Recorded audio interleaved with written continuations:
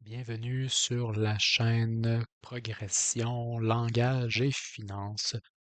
Le but de la chaîne, c'est de montrer avec transparence l'évolution de ma santé financière au fil du temps. Aujourd'hui, nous sommes le 27 août 2025. Je ferai un suivi le premier de tous les mois. Bon, le prochain suivi, ça va être le 1er octobre 2025. Donc, vous voyez quand même un montant assez conséquent là, sur mon compte Wealthsimple. Euh, de mon côté, en fait, j'ai 30 ans. J'ai un salaire moyen. au- je vis au Québec. Euh, mon salaire est de 65 000 par année, tout simplement. Donc, je suis une personne là, assez moyenne au niveau des salaires, tout simplement au niveau mathématique, là. Euh, Et puis, mon profil d'investisseur, c'est assez audacieux. Et puis, en fait, je suis quand même quelqu'un d'assez économe. Par exemple, quand j'ai fait des recherches en questionnant euh, Gemini, ChatGPT, Grok, bon, c'est sûr que Statistique Canada, les données sont plus vieilles. Je regardais les données, par exemple, c'est quoi la valeur nette moyenne des gens. Donc, c'est sûr que l'information était quand même assez vieille, euh, mais grosso modo, j'arrivais à comprendre, sous toute réserve, que c'est à peu près, là, à peu près à 35 ans de personnes au Québec environ, là, une fois son salaire d'économiser là, en valeur nette. Ça, c'est une moyenne. Puis encore là, c'est sous toute réserve, là, les informations peuvent évoluer là, avec Statistique Canada qui recueille des informations. Donc, pour mon âge, j'ai pas 35 ans, j'ai 30 ans. Euh, Là, vous voyez à peu près 307 000, mais mon actif net est environ là, de 340 000 pour mes actifs nets, sans compter là, mes biens meubles. Là. Je parle juste de mes actifs financiers, en fait. J'ai pas de dette en tant que telle. Donc, ça, c'est assez bien. J'ai une position là, financière assez bonne pour mon âge. Le but de la chaîne, c'est quand même de voir l'évolution de mes finances. Récemment, j'ai fait un transfert d'autres institutions financières vers Wealthsimple. Il y a une promotion en ce moment qui est assez intéressante.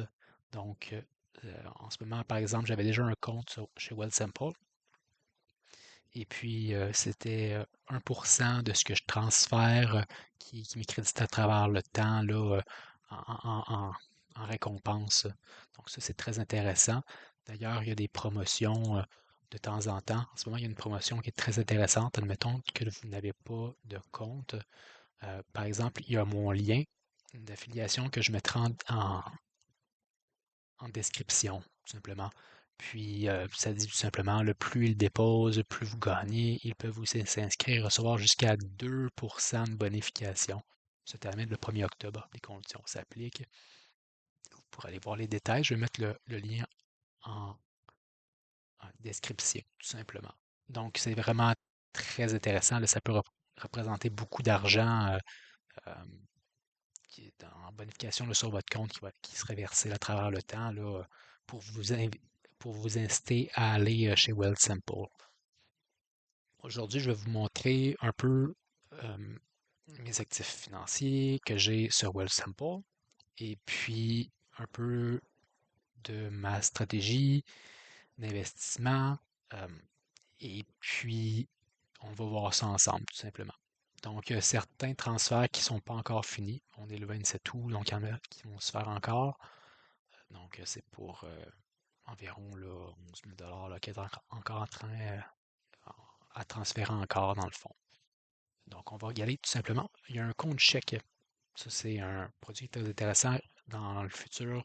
Dans les prochaines semaines, je compte faire en sorte que mes payes soient versées carrément dans Wealthsimple. Il y a aussi une carte de crédit qui est très intéressante avec eux. Donc, ça va carrément là, devenir l'endroit où est-ce que je vais déposer euh, mes paies bimensuelles, grosso modo. On va commencer avec mon CELI pour la répartition de mes actifs. Mais juste avant, je vais juste mentionner, je ne suis pas un conseiller financier. Les rendements passés ne sont pas garants du futur. Puis c'est vraiment sous toute réserve, là, c'est simplement ma stratégie à moi. La stratégie est adaptée là, en fonction de vous. Euh, donc, allez voir votre conseiller financier là, pour des conseils. Il va pouvoir vous aider. Et puis, on va commencer avec mon CELI. Donc, moi, ma stratégie, on rentre dans le vif du sujet, c'est tout simplement d'investir majoritairement dans le Nasdaq 100. Donc, parce que je trouve que c'est une stratégie là, pour, de croissance, tout simplement.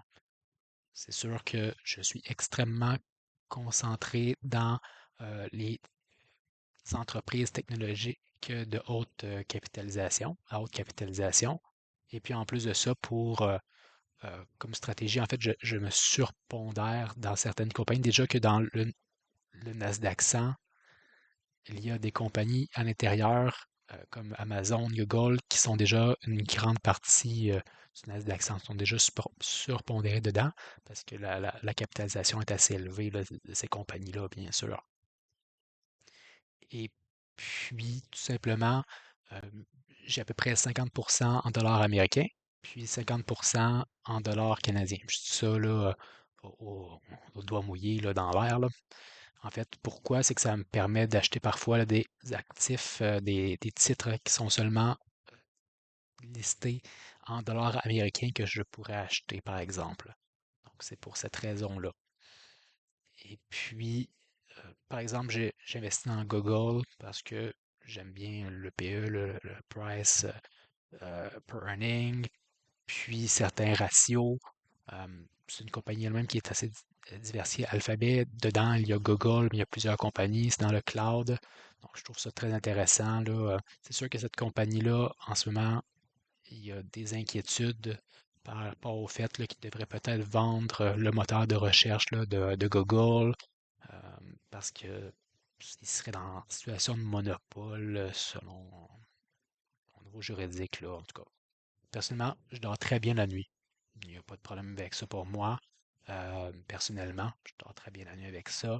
Il y a aussi dans Amazon que j'investis beaucoup. Et puis Nvidia. Nvidia, c'est pour la croissance fulgurante. Aujourd'hui, il y avait les résultats financiers qui sont sortis. On est à peu près là, à 21 heures, puis l'actif est en baisse, là, c'est assez conséquent. Hum, Donc, mais personnellement, la baisse, je suis très bien avec ça, il n'y a pas de problème. En fait, vous voyez, j'ai investi récemment, là, donc, tu sais, ça dit par exemple là, que j'ai fait des rendements, mais il y a seulement un de mes comptes là, qui était là. En fait, il y avait le compte Celiap, puis le compte non enregistré qui était là auparavant. Puis j'ai ajouté des montants là, très récemment là, avec le transfert. Donc, c'est pour ça que les montants, ils sont pas très élevés là, pour les rendements historiques ici, là, tout simplement. Donc, c'est un peu comme un nouveau départ en regardant ça, puis je fais des suivis mensuels avec vous. Puis Amazon, personnellement, j'investis dedans parce que tout simplement, les ratios, j'ai fait mon analyse, puis j'apprécie la compagnie. Dans la tête des gens, généralement, c'est une compagnie de distribution. C'est sûr que la majorité de leurs revenus vient de là, mais leur profit, puis la croissance des profits vient surtout de AWS, qui est le système ben, en fait, le service cloud pour les vendeurs sur leur site Internet pour du service. Puis l'investissement massif d'Amazon en intelligence artificielle, j'espère que ça va pouvoir là, être pragmatique pour le service aux clients d'Amazon là, sur leur site Internet. Quand je parle des clients, c'est les compagnies qui vendent les produits carrément là, sur Amazon. Et puis, j'ai aussi du HXQ, c'est un petit montant, mais ça fait partie de ma stratégie. Vous verrez ça. Récemment, j'avais du QQQ, et puis là, je l'ai vendu. Puis, j'ai acheté du QQQM. La différence entre QQQ puis QQQ. Excusez-moi, QQQM, c'est que QQQM est moins en fait est moins liquide. Le frais de gestion pour celui qui finit avec le M est de 0,15%, puis celui de QQQ est de 0,20%. sur une longue durée de temps, ça peut faire une bonne différence, mais il est moins liquide. Parfois, il y a des gens qui sont intéressés par la liquidité parce qu'ils feront beaucoup d'achats, ventes, ils peuvent peut-être mettre des options dessus, des choses comme ça, c'est pas mon cas. Donc ça, c'est pour mon CELI. Donc, comme vous voyez, là, ça dit au total, mais en fait, comme vous voyez, j'ai acheté des fonds là, très récemment en réalité. Puis, c'est pour ça que le rendement est tout petit en réalité. Puis mon CELIAP, ça c'est le compte que j'avais déjà chez Wealthsimple. Ça a eu comme un bon rendement. euh, et puis, on va regarder ça ensemble. Donc, ici, il y a quand même une stratégie assez similaire des compagnies qui sont quand même des, des- des capitalisations très grandes. Il y a des petits montants ici là, pour euh, un ETF pour le Bitcoin. Personnellement, j'aime mieux les compagnies qui ont des produits physiques ou quoique, bon, les compagnies comme Google, Meta, c'est du digital, choses comme ça. En tout cas, personnellement, je dors pas bien la nuit là, avec du Bitcoin. C'est pour ça que j'ai vendu, même s'il y a une croissance fulgurante. Vous pouvez me mettre ça dans les commentaires si je suis carrément dans les patates par rapport à ça. Je suis ouvert à des suggestions puis à apprendre si jamais. Donc, dans Meta, dans Amazon, Nvidia, donc on voit une certaine répartition. C'est un petit peu chaotique, là. Il n'y a pas une division là, très. Par exemple, dans un CELI, il y a de part égale dans Amazon, Meta, Google, etc. C'est vraiment un peu chaotique, là, mais je suis quand même assez quelqu'un de discipliné qui met une bonne partie de mon salaire là, tous les mois. Là. Donc, ça fait partie en fait de mon trait, un de mes traits de personnalité là, en réalité. Là. C'est pour ça que c'est un peu chaotique à ce niveau-là. Puis, il va y avoir aussi d'autres transferts là, qui n'ont pas encore été finalisés là, pour 11 000 environ là, de valeur mobilière des jardins là, de destinat vers ce compte-là. Comme je vous dis, j'ai aussi d'autres placements à d'autres endroits, là, par exemple pour le travail, juste comme ça. J'ai à peu près un actif de 340 000 en ce moment. Puis aussi, je vais revenir avec le CELIAP. Personnellement, c'est c'est ma vie. Je n'ai pas à me justifier, mais je vais tout simplement attendre que le CELIAP se transforme au REER en REER au travers du temps, en fait. Je n'achèterai pas de maison, je n'achèterai pas de condo. C'est une stratégie, c'est des choix de vie, chacun sa vie. Je comprends très bien l'utilité du CELIAP, puis les avantages fiscaux qui sont énormes, mais personnellement, c'est, ça va se transformer fort probablement dans mon cas là, en REER à un moment donné parce que je risque pas de l'utiliser pour acheter une maison ou un condo. Là. Je vais juste le mentionner. C'est à votre discrétion. Moi, c'est ma vie. J'ai pas à me justifier, là, c'est ça que je veux faire, sûrement. Fort probablement. Il y a aussi le REER. Comme vous voyez, encore là, bon, Micron, à peu près là, 5 700 $. Encore là, QM, Nvidia, Google. Donc, vous voyez un peu la logique. Donc, c'est toujours la même logique pour tous mes comptes environ. Puis, un des comptes qui est tout à fait particulier, ça c'est un compte sur marge non enregistré. Donc, qui est adossé sur mon CELI, puis mon non enregistré. Donc, non enregistré, vous voyez, 31 500. Puis, bon, il y avait certains montants là, puis c'est ça. Il y a aussi d'autres montants que j'ai achetés récemment dedans, avec un transfert. Et puis, bon, j'ai à peu près 5 000 en marge sur Google, puis à peu près 180 000 sur HXQ. HXQ, c'est encore un Nasdaq 100, un ETF là-dedans, mais il n'y a pas de dividendes. Donc, pourquoi est-ce que je fais ça? C'est tout simplement parce que les dividendes, chaque année, quand ils, ils sont produits, en fait, je veux éviter à chaque année sur mes impôts qu'ils soient imposés l'année même pour des raisons fiscales, pour maximiser mon rendement à long terme là, par rapport à ça.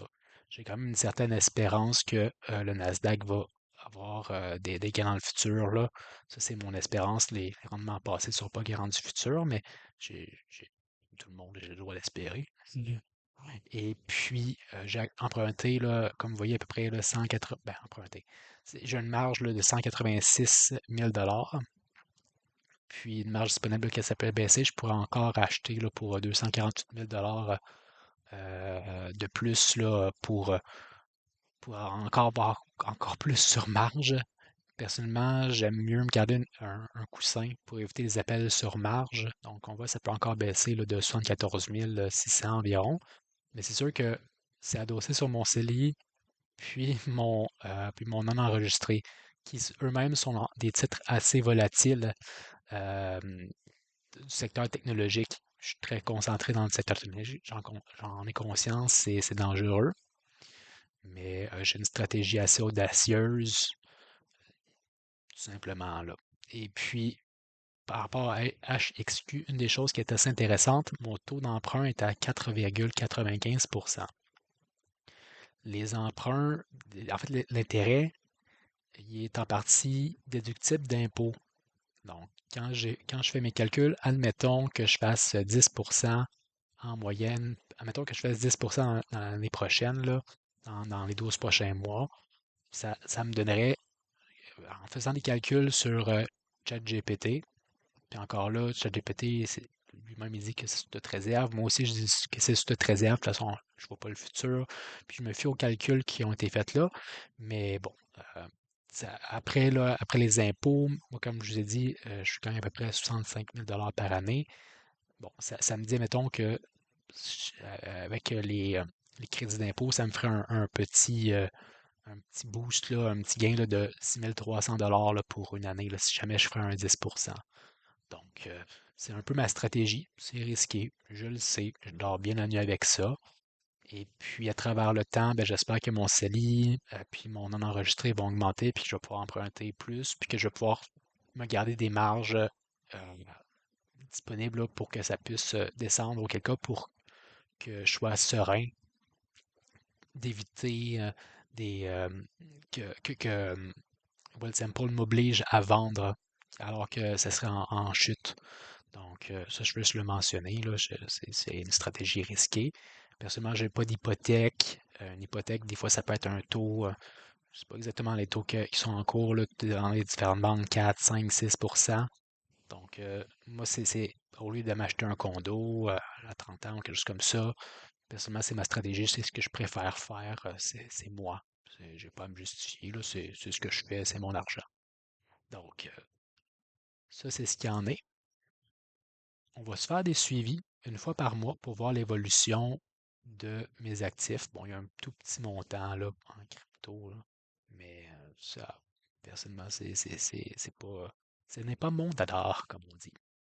On va se faire des suivis une fois par mois. Merci d'avoir écouté ma présentation, puis on se revoit. Parfait. Bon, eh bien, je vous souhaite une belle journée.